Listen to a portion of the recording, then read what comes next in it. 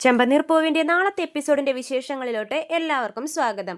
അപ്പോൾ നമ്മുടെ രേവതി സുതി പിച്ചെടുത്തോണ്ടിരിക്കുന്ന അമ്പലത്തിലോട്ട് വരുവാണ്. രേവതിയെ കാണാതിരിക്കാൻ സുതി തലയിൽ തോർത്തൊക്കെ ഇട്ട് ഒളിച്ചു നിൽക്കുന്നുണ്ട്. പക്ഷേ രേവതിക്ക് സംശയം തോന്നി രേവതി തിരിഞ്ഞു നോക്കുമ്പോൾ രേവതി ഓടി വരുവേ. എന്നിട്ട് ചോദിക്കും, എന്തിനാ ഇവിടെ വന്ന് ഇങ്ങനെ ഇരിക്കുന്നതെന്ന് ചോദിക്കുമ്പോൾ സുതിക്ക് മനസ്സിലായി, രേവതിക്ക് തന്നെ മനസ്സിലായെന്നുള്ള കാര്യം മനസ്സിലാവുമ്പോൾ തോർത്തൊക്കെ മാറ്റി അവിടെ പിന്നെയും പിച്ചെടുക്കാണ്ടിരിക്കും. രേവതിയോട് മറുപടിയൊന്നും കൊടുക്കാതെയാണ് സുതി ചെയ്യുന്നത്. അപ്പോൾ രേവതി പിന്നെയും ചോദിക്കും, എന്തിനാ ഇവിടെ വന്ന് ഇങ്ങനെ ഇരിക്കുന്നത്, എന്ത് വേഷമായതെന്നൊക്കെ ചോദിക്കുമ്പോൾ സുതി പിന്നെ രേവതിയെ മൈൻഡ് ചെയ്യില്ലേ. അവിടെ ഇങ്ങനെ ആൾക്കാരോട് വന്നവരോടൊക്കെ പൈസ ചോദിച്ചുകൊണ്ടിരിക്കുവാണ്. അപ്പോൾ തന്നെ രേവതി എന്ത് ചെയ്യുന്നു വെച്ചാൽ വേഗം അമ്പലത്തിൻ്റെ പുറത്തോട്ട് ഇറങ്ങിയിട്ട് സച്ചിയെ വിളിക്കുവാണ്. സച്ചിയെ വിളിച്ചിട്ട് പറയും, സച്ചിയേട്ടാ ഒന്ന് എളുപ്പം ഇങ്ങോട്ടേക്ക് വാന്ന് പറയും. അപ്പോൾ സച്ചി ചോദിക്കും, എവിടെ? അന്ന് എന്നെ എടുത്തോണ്ട് ഒരു അമ്പലത്തിൽ കയറിയില്ലേ, ആ അമ്പലത്തിലോട്ട് വാന്ന് പറയുമ്പോൾ സച്ചി പറയും, എന്തിനാ വീണ്ടും നിന്നെ എടുത്ത് കയറാൻ വേണ്ടിയിട്ടാണോ? അല്ല, ഇവിടെ ഒരു പ്രശ്നം നടക്കുന്നുണ്ട്. അപ്പോൾ സച്ചി ചോദിക്കും, എന്ത് പ്രശ്നം? ഇവിടെ നിങ്ങളുടെ ചേട്ടനും ഉണ്ടെന്ന് പറയാം. അപ്പോൾ ചേട്ടനോ? അവനെന്താ അവിടെ വന്നിരിക്കുന്നത്? അവൻ സാധാരണ പാർക്കിലൊക്കെ അല്ലേ പോയിരിക്കുന്നത്. അതല്ല, അമ്പലത്തിൻ്റെ പുറത്ത് വന്നിരിക്കുന്നു എന്ന്. അമ്പലത്തിൻ്റെ പുറത്തോ? അവനെന്തിനാ അവിടെ ഇരിക്കുന്നതെന്ന് ചോദിക്കുമ്പോൾ രേവതി പറയും, ഇവിടെ ഇരുന്ന് പിച്ചെടുക്കുവാന്ന് പറയുമ്പോഴേക്കും സച്ചി ഒന്ന് ഞെട്ടുവേ. നിനക്ക് തോന്നിയതായിരിക്കും, വേറെ ആരെങ്കിലുമൊക്കെ ആയിരിക്കും രേവതി എന്ന് പറയുമ്പോഴേക്കും രേവതി പറയുന്നുണ്ട്, ഇല്ല സച്ചിയേട്ടാ, ഞാൻ എപ്പോഴും കാണുന്ന മുഖമല്ലേ, എനിക്കങ്ങനെ മാറിയൊന്നും പോകത്തില്ല, അത് സുതി തന്നെയാണ്. സച്ചിയേട്ടനൊന്ന് എളുപ്പം ഇങ്ങോട്ടേക്ക് വാ, കണ്ടിട്ട് എനിക്ക് തന്നെ വല്ലാത്ത വിഷമം തോന്നുന്നു എന്നൊക്കെ രേവതി പറയുവാണ് സച്ചിയോട്. അപ്പം സച്ചി പറയുന്നുണ്ട്, ഞാൻ ഉടനെ വരാമെന്ന് പറഞ്ഞ് ഫോൺ കട്ട് ചെയ്യുവാണ്. പിന്നെ കാണിക്കുന്നത് നമ്മുടെ വർഷയുടെ അച്ഛനെയും അമ്മയുമാണ്. മഹിമ മധുസൂദനോട് തൻ്റെ വിഷമങ്ങളൊക്കെ പറയുവാണ്. നമ്മ പ്ലാൻ ചെയ്തതൊന്നും നടന്നില്ലല്ലോ, ശ്രീകാന്തിനെയും വർഷയും ഒന്നിച്ചിവിടെ നിർത്താമെന്നാണ് വിചാരിച്ചത്. പക്ഷേ ശ്രീകാന്ത് അവൻ അവിടെ ഹോട്ടൽ ഒരു മുറിയിലാണ് താമസിക്കുന്ന ഏട്ടാന്നൊക്കെ പറയുന്നുണ്ട് മഹിമ.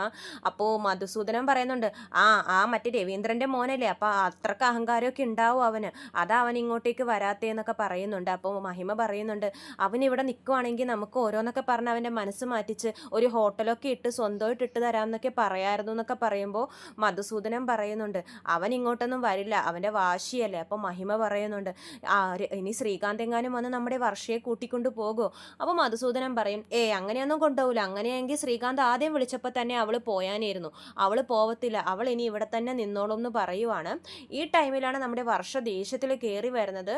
കയറി ഉടനെ വർഷം നമ്മുടെ മഹിമയെടുത്തും മധുസൂദനൻ്റെ അടുത്തും കിടന്ന് ഒച്ചെടുക്കുവാണ്. എനിക്ക് നല്ല ദേഷ്യം വരുന്നുണ്ട്, ദേഷ്യം കൊണ്ട് എന്ത് ചെയ്യണം എന്ന് എനിക്ക് തന്നെ അറിയുന്നില്ല എന്ന് പറയുമ്പോൾ മഹിമ ചോദിക്കുന്നുണ്ട്, എന്താ നീ ശ്രീകാന്തിനോട് വഴക്കിട്ടോ? പിന്നെ ശ്രീകാന്തിനോടല്ല, അച്ഛൻ എനിക്ക് തേടി കണ്ടുപിടിച്ചോണ്ട് വന്നായിരുന്നില്ല ഒരു ചെക്കനെ, അവനായിട്ട്. അപ്പോൾ മധുസൂദനൻ പറയും, അവൻ ഈ നാട്ടിലില്ലെന്നാണല്ലോ അറിയാൻ കഴിഞ്ഞത്, അവൻ ഇവിടെയൊക്കെ തന്നെയുണ്ട്, ഇന്ന് റോട്ടിൽ വെച്ച് എന്താ അവൻ എന്നോട് ചെയ്തതെന്ന് അറിയാവോ എന്ന് ചോദിച്ചിട്ട് വർഷം നടന്ന സംഭവങ്ങളൊക്കെ അവരോട് പറയുവാണ്.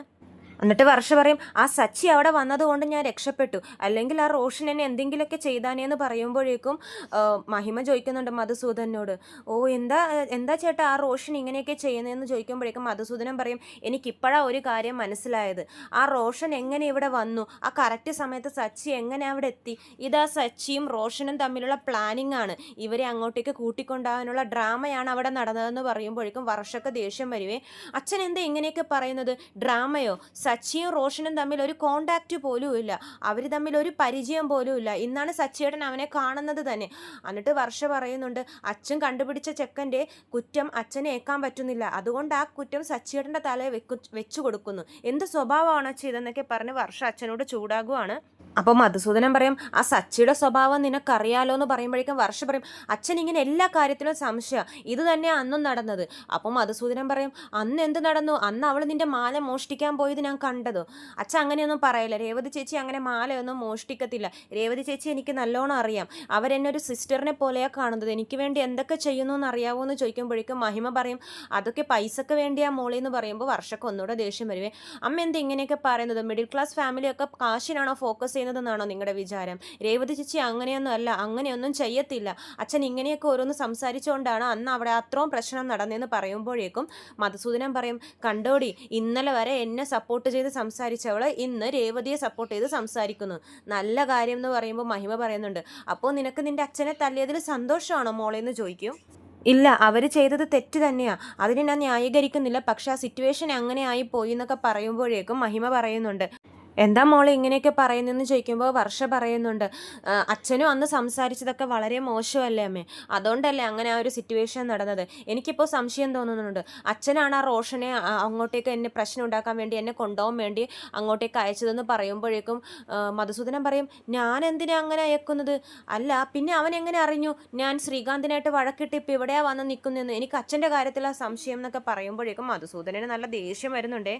മഹിമ ചോദിക്കും, നിനക്കപ്പോൾ ഞങ്ങളെയാണോ സംശയം എന്ന് പറയുമ്പോൾ വർഷ പറയുന്നുണ്ട്, നിങ്ങളെല്ലാവരും സംശയിക്കുമല്ലോ, അപ്പോൾ എനിക്കും സംശയിക്കാമല്ലോ, അതിനെന്താ കുഴപ്പം എന്ന് ചോദിക്കുമ്പോഴേക്കും മഹിമ പറയുന്നുണ്ട്, മോളെ ഞങ്ങൾ അങ്ങനെയൊന്നും ചെയ്യത്തില്ല, നിന്റെ നല്ലതിന് വേണ്ടിയേ ഞങ്ങൾ പ്രവർത്തിക്കുള്ളൂ എന്ന് പറയുമ്പോഴേക്കും വർഷ പറയും, പാവം ശ്രീകാന്ത് ഞാനില്ലാതെ വീട്ടിൽ പോയില്ല എന്ന് പറഞ്ഞാൽ ആ ഹോട്ടൽ മുറിയിലാണ് കഴിയുന്നത്, ഈ പ്രശ്നത്തിനൊരു ഫുൾ സ്റ്റോപ്പ് ഇടണം, ഞാൻ പോകുക എന്ന് പറയുമ്പോഴേക്കും മഹിമ പറയും, എങ്ങോട്ട് പോകുന്നു?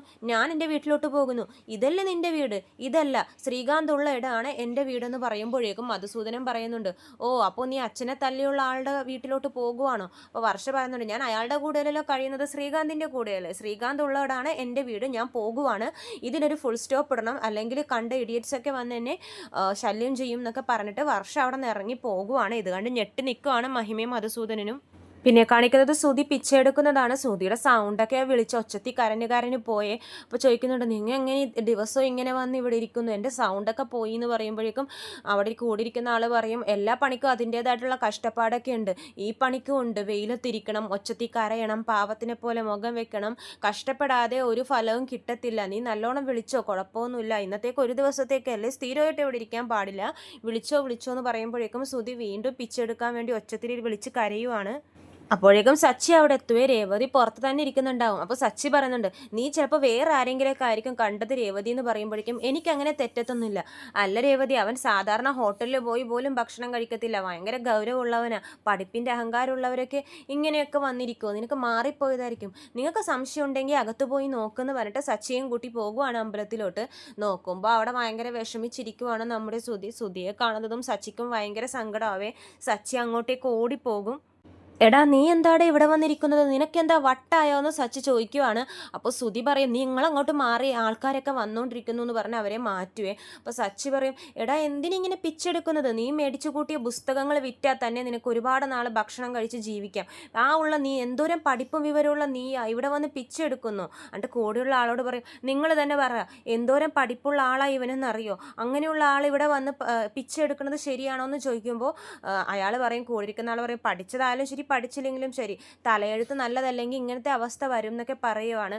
അതല്ല, എൻ്റെ അമ്മ ഇവൻ എങ്ങനെയാണ് വളർത്തിയതെന്നറിയോ, നല്ല കാശ്മീരി ആപ്പിൾ പോലെ ഇരുന്നവനാ ഇവിടെ വന്നിരിക്കുന്നത് കണ്ടില്ലേ, ഇതൊക്കെ ന്യായമാണോ, അമ്മ ഇതറിഞ്ഞ് എന്തോരോ വിഷമിക്കും എന്നൊക്കെ പറഞ്ഞ് സച്ചി അവിടെ പ്രശ്നം ഉണ്ടാക്കുവാണ്. എന്നിട്ട് സുധിയെ പൊക്കി വലിച്ചെടുത്തോണ്ട് പോകാൻ നോക്കുമ്പോഴേക്കും സുധി പറയും, വിടടാ എന്നെ, ഞാൻ 6 മണിയാവാതെ ഇവിടെ എഴുന്നേക്കില്ല എന്ന് പറയുമ്പോഴേക്കും സച്ചി പറയും, അതെന്താടാ 6 മണി, സമയമൊക്കെ ഉണ്ടോ, ഇത് എത്ര നാളായിട്ട് ഈ പണി തുടങ്ങിയിട്ടെന്ന് ചോദിക്കുമ്പോൾ കൂടെയുള്ള ആൾ പറയും, ഇന്ന് ഒരു ദിവസമാണ് സാറേ, ഇന്ന് വന്നേ ഉള്ളൂ ഇവനെന്നൊക്കെ പറയുമ്പോഴേക്കും ഇന്നോ. അപ്പോൾ സുധി പറയുന്നുണ്ട്, ഇങ്ങനെ ഇരുന്ന് പിച്ചെടുത്ത് അതിനെ മനസ്സിലാഗ്രഹിച്ച കാര്യങ്ങളൊക്കെ നടക്കും എന്നൊരു സ്വാമി പറഞ്ഞു എന്ന് പറയുമ്പോഴേക്കും സച്ചി ഇങ്ങനെ രേവതിയെ നോക്കിയോ, സച്ചിക്കൊന്നാണ്ട് ദൈവവിശ്വാസമില്ല. അപ്പോൾ സച്ചി പറയുന്നുണ്ട്, പിച്ച എടുത്താലൊന്നും വിചാരിച്ച കാര്യം നടക്കില്ലടാ, അതിനെ കഷ്ടപ്പെടണം. എടാ ഇങ്ങോട്ട് വാ, ഈ വേഷത്തിൽ നിന്നെ കാണുമ്പോൾ എനിക്ക് തന്നെ ഭയങ്കര സങ്കടം തോന്നുന്നു, നീ വാ നമുക്ക് വീട്ടിലോട്ട് പോകാമെന്ന് പറയുമ്പോൾ കൂടെയുള്ളവർ പറയും, കണ്ടോ എന്ത് സ്നേഹമാണ് ചേട്ടനോട്, ഇത്രയും സ്നേഹമുള്ള അനിയനുള്ളപ്പോൾ ഞങ്ങളൊന്നും പിച്ചെടുക്കത്തില്ല എന്ന് പറയുമ്പോഴേക്കും സുധി പറയും, സ്നേഹമുള്ള അനിയനോ, ആര്, ഇവനോ, ഇവനിങ്ങനെ ഓരോന്ന് പറഞ്ഞാണ് ഞാൻ ഈ പിച്ചെടുക്കുന്ന അവസ്ഥയിലോട്ട് വന്നതെന്ന് സുധി പറയുമ്പോഴേക്കും സച്ചി പറയും, എന്തൊക്കെയായാലും നീ എൻ്റെ ചേട്ടനല്ലേടാ, നിനക്ക് ഇപ്പോഴും കഷ്ടപ്പെടണമെന്നുള്ളൊരു വിചാരം വന്നിട്ടില്ലേ, നീ വാ എന്ന് പറഞ്ഞ് കൂട്ടിക്കൊണ്ട് പോകുവാണ്. വലിച്ചെടുക്കും സുധി അവിടെ. സുധിക്ക് ദേഷ്യം വരുന്നുണ്ട്. അപ്പോൾ സച്ചി എന്ത് ചെയ്യുന്നു വെച്ചാൽ ആ പാത്രം പിടിച്ച് വലിച്ചെറിയാൻ പോകുമ്പോഴേക്കും കൂടെയുള്ളവർ പറയും, പ്രശ്നം ഉണ്ടാക്കണ്ട, പൊയ്ക്കോ എന്ന് പറഞ്ഞ് സുധിയെ സച്ചിയുടെ കൂടെ പറഞ്ഞു വിടുവാണ്. അപ്പോഴേക്കും സച്ചിക്ക് ഭയങ്കര സ്മെല്ലടിക്കുവേ. സച്ചി ചോദിക്കും, എന്തൊരു ഡ്രസ്സാടാ ഇത്, നിൻ്റെ ഡ്രസ്സ് എവിടെയെന്ന് ചോദിക്കുമ്പോൾ സുധി പറയും, അത് എൻ്റെ പാർക്ക് ഫ്രണ്ടില്ലേ അവൻ കൊണ്ടുപോയിരിക്കുക എന്ന് പറയുമ്പോഴേക്കും, അവൻ്റെ ഐഡിയ ആണോ ഇത്, വിളിച്ചിട്ട് ആ ഡ്രസ്സൊക്കെ ഇട്ട് ഇങ്ങോട്ട് വരാൻ പറയും. സുധി വിളിക്കുമ്പോഴേക്കും അയാൾ ഫോൺ എടുക്കില്ലേ. അപ്പോൾ സച്ചി പറയും, കുഴപ്പമില്ല, വീട്ടിലോട്ടല്ലേ വരുന്നത്, വാ ഈ വേഷത്തിൽ തന്നെ നമുക്ക് പോകാമെന്ന് പറഞ്ഞ് സുധിയെയും കൂട്ടി വീട്ടിലോട്ട് പോകാൻ പോകുവാണ് സച്ചി. ശ്രുതി അപ്പം കൂട്ടാക്കൂലേ? ഏയ് ഞാൻ വരില്ല, അവിടെ അവരെന്നെ കണ്ടു കഴിഞ്ഞാൽ എനിക്ക് പറ്റില്ല, അമ്മയും ശ്രുതിയൊക്കെ കണ്ടു കഴിഞ്ഞാൽ അവർക്ക് വിഷമാവും എന്ന് പറയുമ്പോൾ സച്ചി പറയും, അപ്പോൾ ഇതിനെപ്പറ്റി നേരത്തെ നിനക്ക് ആലോചിച്ചൂടെ, ഇപ്പോഴാണ് ആലോചിക്കുന്നതെന്നൊക്കെ പറയുന്നുണ്ട്. പറയും എനിക്ക് പിന്നെ കാനഡയിൽ പോകണ്ടേ, ആരും എനിക്ക് കാശ് തരുന്നില്ല, പിന്നെ ഞാൻ എന്ത് ചെയ്യാനാന്ന് ചോദിക്കുമ്പോൾ സച്ചിക്ക് അവിടെ നിന്ന് നല്ല ദേഷ്യം വന്ന് ചീത്തയൊക്കെ പറയുന്നുണ്ട്. രേവതി അപ്പം പറയും നമുക്കതൊക്കെ പിന്നെ സംസാരിക്കാം, വാ വീട്ടിലോട്ട് പോകാം എന്ന് പറഞ്ഞ് അവർ കാറിലോട്ട് കയറുവാണ്. എന്നിട്ട് വീടെത്തുമ്പോഴേക്കും ശ്രുതിക്ക് പുറത്തിറങ്ങാൻ മടിയാണ്. അമ്മയും ശ്രുതിയൊക്കെ കണ്ടു കഴിഞ്ഞാൽ എന്ത് വിചാരിക്കും എന്നൊക്കെ പറയുമ്പോഴേക്കും അതിപ്പോൾ വിചാരിക്കട്ടെ, നമ്മുടെ നാട്ടിൽ പഠിച്ചവരുടെയൊക്കെ അവസ്ഥ ഏകദേശം ഇതുപോലെയൊക്കെ തന്നെയാണ്. പണ്ട് നീ ഫാൻസി ഡ്രസ്സൊക്കെ വേഷം ഇടത്തില്ലേ, അതുപോലൊരു വേഷമാണെന്ന് കരുതിയാൽ മതി, വാ നമുക്ക് അകത്തോട്ട് പോകാമെന്ന് പറഞ്ഞ് ശ്രുതിയെ നിർബന്ധിച്ച് കൊണ്ടുപോകുവാണ്. ചന്ദ്രയും രവീന്ദ്രനും കൂടി ഹോളിലിരുന്ന് അപ്പോൾ ആ ടൈമിൽ ചായ കുടിച്ചുകൊണ്ടിരിക്കുക. ആ ടൈമിലാണ് സച്ചി വാടാ വാടാ എന്ന് പറഞ്ഞിങ്ങനെ വിളിച്ച് ശ്രുതിയും കൂട്ടി അകത്തോട്ട് കയറുന്നത്. അപ്പോൾ ചന്ദ്രയും രവീന്ദ്രനെ നോക്കും, ഇവൻ ആരെയെ വാടാ വാടാ എന്നൊക്കെ വിളിച്ച് കൊണ്ടുവരുന്നത്. ശ്രുതി തലയിൽ തോർത്തിട്ടിരിക്കുന്നതുകൊണ്ട് ചന്ദ്രക്ക് ആളെ മനസ്സിലാവില്ല. ചന്ദ്ര രവീന്ദ്രനോട് പറയും, നോക്കി ഈ സച്ചി ഇവൻ ആരെയൊക്കെയാണ് വിളിച്ചുകൊണ്ട് വന്നിരിക്കുന്നത്, ഇത്രയും നാളും കൂട്ടുകാരാന്ന് പറഞ്ഞ് ആരെയൊക്കെയോ വിളിച്ചുകൊണ്ട് വന്നു, ഇപ്പോൾ ദേ പിച്ചക്കാരനെയൊക്കെ വിളിച്ച് അകത്തോട്ടും വന്നിരിക്കുന്നു, പുറത്ത് തന്നെ എന്തെങ്കിലുമൊക്കെ കൊടുത്തിട്ട് വിടാനുള്ളതിന് ഇങ്ങോട്ടേക്ക് എന്തിനാടാ നീ കൊണ്ടുവന്നതെന്ന് ചോദിക്കുമ്പോഴേക്കും സച്ചിൻ രേവതിയൊക്കെ പറയാൻ പോകുമ്പോൾ ചന്ദ്ര ഫുള്ളാക്കാൻ സമ്മതിക്കില്ല, ഇടയ്ക്കേറി ഇങ്ങനെ ഓരോന്നും പറഞ്ഞുകൊണ്ടിരിക്കുവാണ്. അപ്പോൾ തന്നെ പറയും, ഇവരെയൊക്കെ കൈയും കാലൊക്കെ നല്ലോണം ഓടുന്നുണ്ടല്ലോ, അപ്പോൾ പിന്നെ എന്തെങ്കിലും പണിയെടുത്തൊക്കെ ജീവിച്ചൂടെ, പിച്ച എടുത്തൊക്കെ ജീവിക്കുക, രേവതി എന്തെങ്കിലും ഫുഡ് ഉണ്ടെങ്കിൽ പഴകിയതൊക്കെ ഉണ്ടെങ്കിൽ കൊണ്ടുപോയി കൊടുക്ക്. അപ്പോൾ ശ്രുതി അമ്മ അമ്മ എന്നൊക്കെ വിളിക്കുമ്പോഴേക്കും ചന്ദ്ര പറയും, പുറത്ത് പോയി വിളിക്കേണ്ടവരെയൊക്കെ എന്തിനാടാ ഈ അകത്ത് നിന്ന് എന്നെ വന്ന് അമ്മ അമ്മ എന്നൊക്കെ വിളിക്കുന്നത്, ഇവനെ പറഞ്ഞ് വിടടാന്ന് പറയുമ്പോഴേക്കും ശ്രുതി തോർത്തഴിച്ച് മുഖം കാണിക്കുവേ. മുഖം കാണുമ്പോഴേക്കും ചന്ദ്രൻ ഞെട്ടും ശ്രുതിയുടെ. കാരണം ചന്ദ്ര പൊന്നുപോലെ വളർത്തിയ മകനെ പിച്ചക്കാരൻ്റെ വേഷത്തിൽ കണ്ടപ്പോഴേക്കും ചന്ദ്ര അങ്ങനെ ഞെട്ടി നിൽക്കുവാണ്. ഇത്രയും കാണിച്ചുകൊണ്ടാണ് നാളത്തെ എപ്പിസോഡ് അവസാനിപ്പിക്കുന്നത്. കൂടുതൽ വിശേഷങ്ങൾ ഞാൻ ചാനലിലൂടെ അപ്ലോഡ് ചെയ്യുന്നതാണ്. ചാനൽ സബ്സ്ക്രൈബ് ചെയ്യാത്തവരുണ്ടെങ്കിൽ സബ്സ്ക്രൈബ് ചെയ്യണേ. എല്ലാവർക്കും നന്ദി.